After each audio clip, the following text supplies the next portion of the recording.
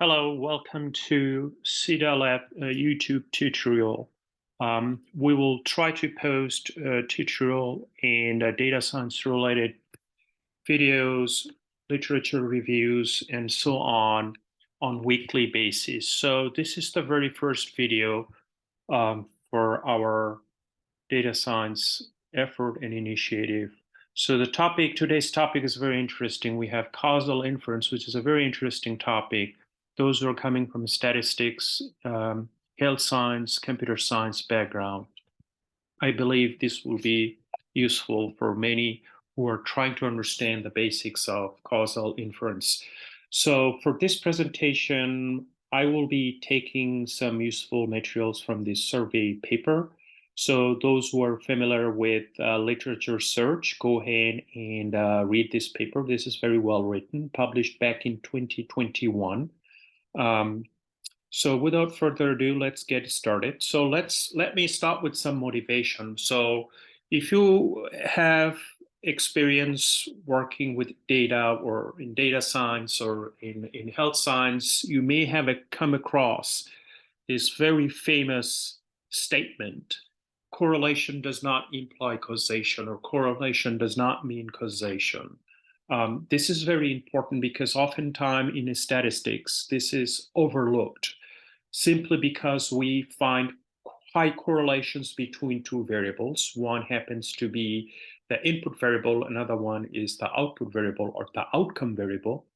We tend to imply that these two variables have some sort of causal relationship, which may not be the case.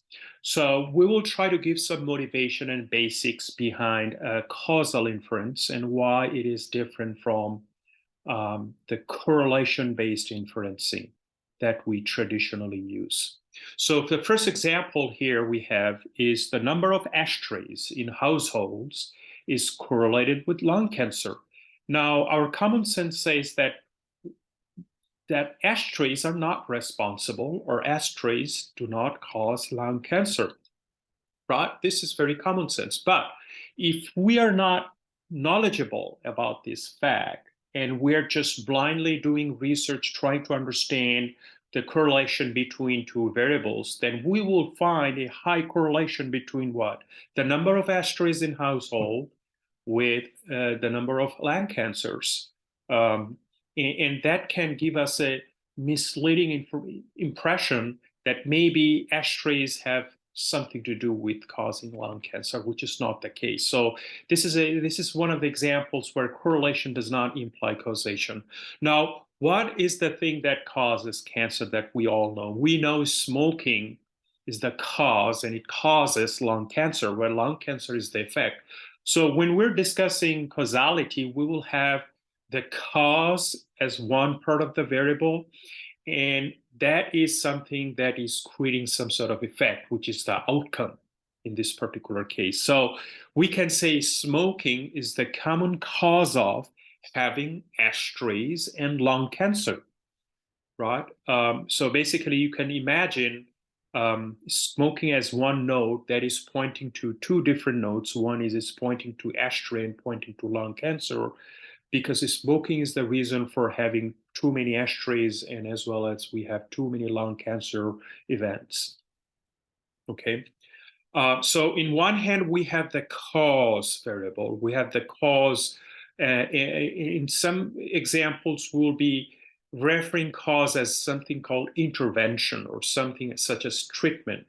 And on the right side, we have the effect, where we have the outcome. So one plausible example of this could be that, hey, I can provide different medication A, medication B, and to be able to see whether there is any improvement in patient outcome or patient disease, and so on and so forth. Okay. Now, we can clearly see that the effect variable partly depends on the cause, right? And on the other hand, the cause is partly responsible for the effect. So now, what would be the situation where two variables or two entities are correlated, but they do not have any cause and effect relationship? We're going to give you more examples, but just for now, that there could be two events that can co-occur. That means they can happen at the same time. And if they happen at the same time, definitely you're going to get high correlation between these two variables. But it's not the case that one variable is causing the other. So one of the most effective ways to infer causality, and this is something researchers in medicine, in clinical research, use quite often. That is what we call the randomized controlled trial in RCT. So in RCT, what we do is we randomly assign participants, let's say, to take COVID-19 vaccines. This is something, example, easy to follow. And some participants will take the placebo, which is not a medicine, but it is a safe compound or a safe thing to take. So in that way, we're not targeting a patient, or we're not targeting a population because that population needs some intervention. We're just blindly and randomly assigning COVID-19 vaccines and placebo vaccines to be able to see whether or not the vaccine has some effects in reducing the number of COVID-19 occurrences. Now, one big major issue is running randomized controlled trial is very expensive and time consuming. And the alternative to randomized controlled trial is we can use observational secondary data from EHR. EHR stands for Electronic Health Record, EHR, okay? So as you know, when patients walk into a clinic, their vitals, their demographic, all the pieces of information are collected and is stored in electronic health record data. So these are secondary data used for retrospective study because we know what was the outcome of the patient given this particular medication and whatsoever. Now, this is definitely more practical for big data analytical standpoint, but it has some limitations that we're going to discuss over here. So we would like to leverage our existing observational EHR data for causality analysis or causal inferencing. But because this is not something that we ideally do in randomized controlled trial, where we randomly put treatments, some patients under treatment and put other patients in fake treatment, here, the outcomes are kind of straightforward and obvious, so we run into some of the problems in determining the causal inference. So the first thing is in electronic health record, the treatment is provided for a reason. It's not random, like I'm randomly choosing one person and I'm jabbing with vaccine. It's not like that. In EHR, we can infer the effect of a medication on a patient. That is what we call a factual outcome. So if we know John is a patient, he took this medication and he survived for 5 years. So this is a factual outcome because this is actually what happened, right? But that doesn't not necessarily tell us whether that particular medication really played a role in increasing the survivability or decreasing or lowering the mortality of that individual patient, right? That is something we don't know. So what we want to know is the patient took the medicine and survived, which may not be causal. It could be something else different, maybe diet, because not only he took the medicine, he went very strict on diet, which at the end of the day improved his health condition, and it's not actually the medication that caused the thing. So definitely diet will have a causal relationship with his health condition in that particular case, not necessarily the medication, if the medication is just on trial. Okay, some diets can cause effects on medication performance. That's an interesting observation because you have your health over here, and there could be two potential things. One is we have the drug, diet, D, and then we can have the medication, M.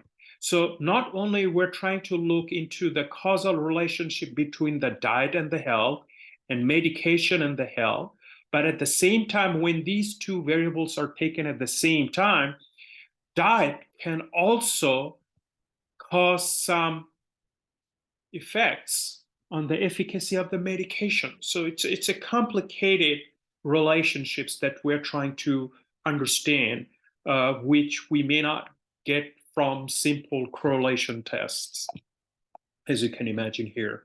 So, or is it the age that played a role in outcome regardless of the medication? So let's say the patient took the medication, but within a day or so, the patient died because he was too old to bear the stress of the disease, right? So then we can't put the blame on the medication that because of the medication the patient died, or because of the COVID vaccine the patient died. There could be other confounders that are responsible. To finding those other variables is something we can do using causal inferencing, and this is something important.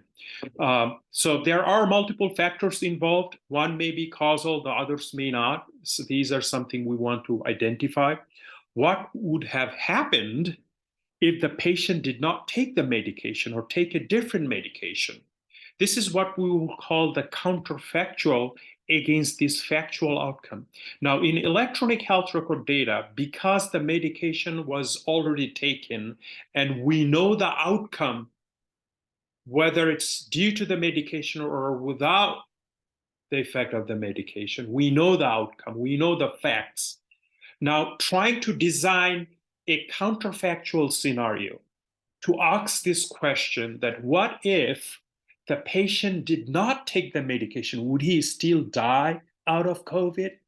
Okay, so that's the question. So one thing we are seeing that yes, he took the medication and he died after 2 days, right? So can we put the blame on the medication, that the medication does not work, right?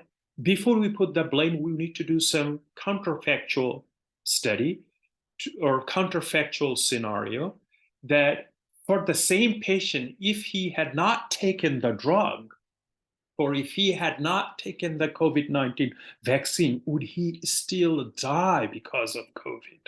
And this is something very challenging to design, as opposed to what is currently known and what has currently has happened, because we cannot do some randomized controlled trial to say, okay, let's see if we don't give the patient the medication and just put him on placebo and see what happens. We do not have the freedom and luxury to run that randomized controlled trial here, because we're dealing with observational data, which have things that have already happened. So, but this is a critical component of causal inferencing, that finding the counterfactual, because if we can see that even for the counterfactual, the patient would have died, then your conclusion or causal inferencing about the medication would be different than if the counterfactual observation is otherwise, as you can imagine.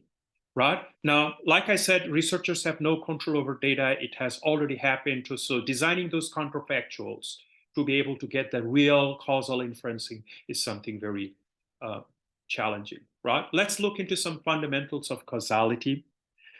So one thing we would like to ask, if a different treatment is applied, does the outcome change? So for example, I'm giving you medication A, the patient died, right? Now, what if he was given medication B?